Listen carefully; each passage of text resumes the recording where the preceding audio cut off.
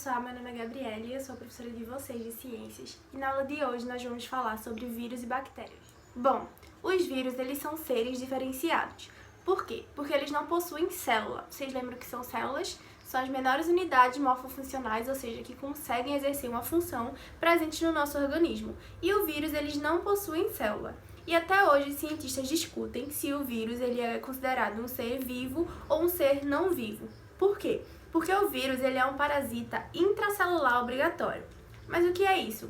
Ele só consegue sobreviver se ele estiver dentro de um hospedeiro. O vírus é o parasita e o hospedeiro pode ser um animal ou nós seres humanos. O vírus ele só consegue se produzir se ele estiver dentro de uma célula, dentro de um hospedeiro. E por isso que ele é chamado de parasita intracelular obrigatório. Bom, vírus do latim significa ser infectante. Por isso que os vírus eles são causadores das doenças mais infecciosas. As doenças são a gripe e o resfriado, que são as doenças mais comuns causadas pelos vírus. Mas também temos a AIDS, a chikungunya e a dengue.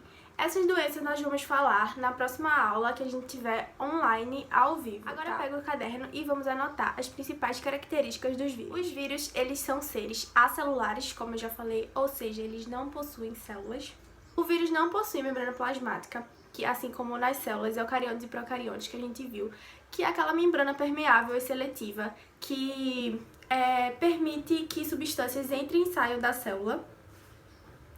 Aqui está um exemplo de um vírus desenhadinho. Essa parte de cima a gente chama de cabeça e aqui é o corpo. Na parte de cima, a gente vai ter a cápsula proteica e dentro da cápsula proteica a gente vai ter o material genético. E o conjunto desses dois, essa parte de cima, a gente chama de nucleocapsídeo.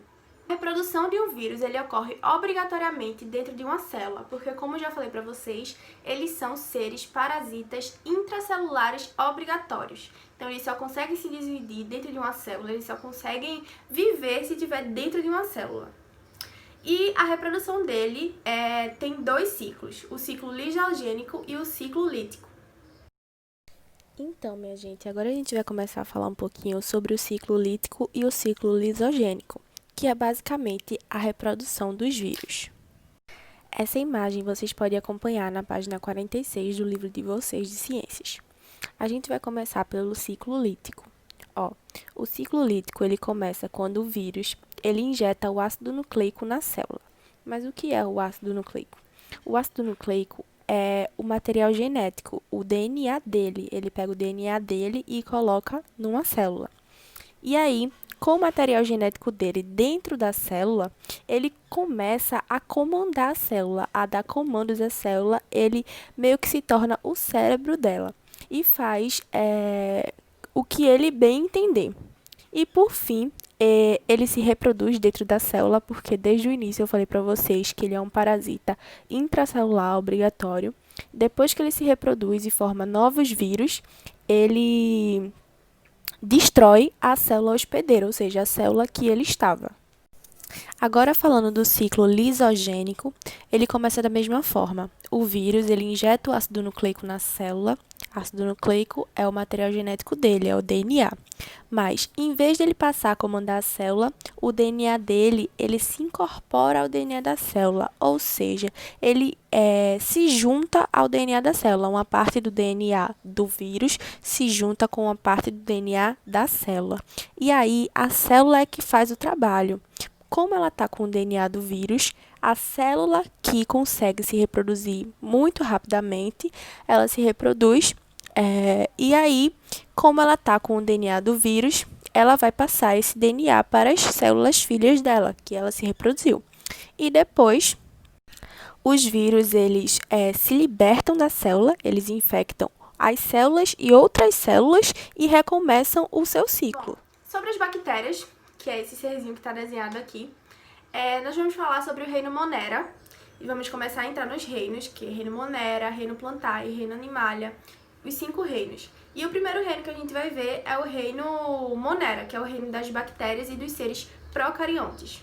Vocês lembram que são seres procariontes? Então, seres procariontes são aqueles que não possuem uma membrana do envoltório nuclear. Eu vou mostrar uma foto para vocês de um ser procarionte e o ser eucarionte.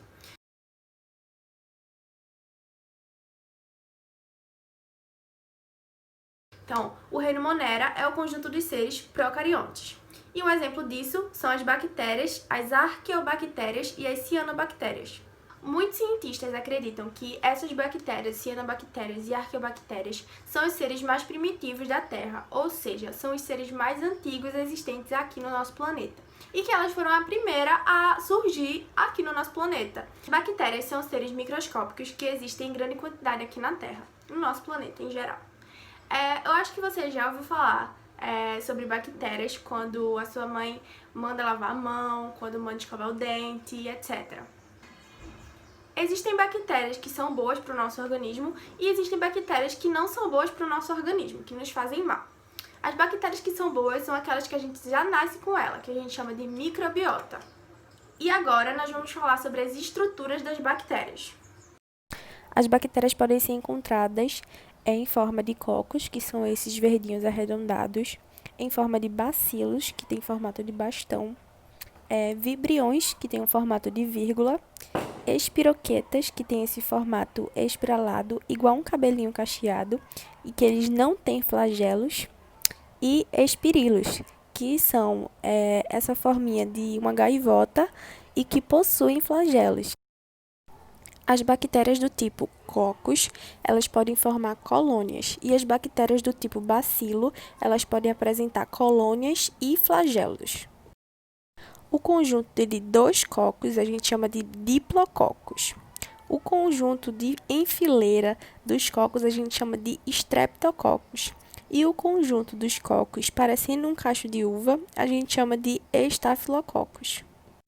O conjunto em fileira dos bacilos a gente chama de streptobacillus e os bacilos que possuem flagelos a gente chama de bacilos flagelados. A reprodução das bactérias ela pode ser assexuada ou sexuada.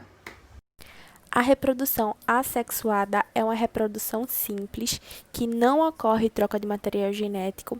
Lembra que a gente viu lá no começo da nossa unidade reprodução sexuada e assexuada dos seres vivos? Então, nas bactérias também é igual, não ocorre troca de material genético. A bactéria sozinha vai duplicar o seu DNA, como a gente pode ver na letrinha B, e vai formar 2 outras novas bactérias. Essas novas bactérias são idênticas e também são idênticas à antiga, porque possuem o mesmo material genético. No caso da reprodução sexuada, a gente precisa de 2 bactérias, uma doadora e uma receptora, ou uma masculina e outra feminina. A bactéria doadora, ou a bactéria masculina, ela vai doar um pedaço do material genético dela, ou seja, um pedacinho do DNA dela, ela vai doar para a bactéria receptora receber. Como isso acontece? Elas formam uma pontezinha entre elas, que a gente chama de ponte citoplasmática, e aí o plasmídio da célula masculina, ou o epissoma, ele vai ser passado por essa pontezinha até a célula feminina, que vai receber e vai acoplar ao seu DNA, que é o material genético. As bactérias que não são boas para o nosso organismo podem causar algumas doenças, como a leptospirose, a cólera, o tétano e a hanseníase, entre outras. Mas isso a gente vai falar mais detalhadamente quando a gente tiver a nossa próxima aula, no caso, próxima semana, pelo Google Meet.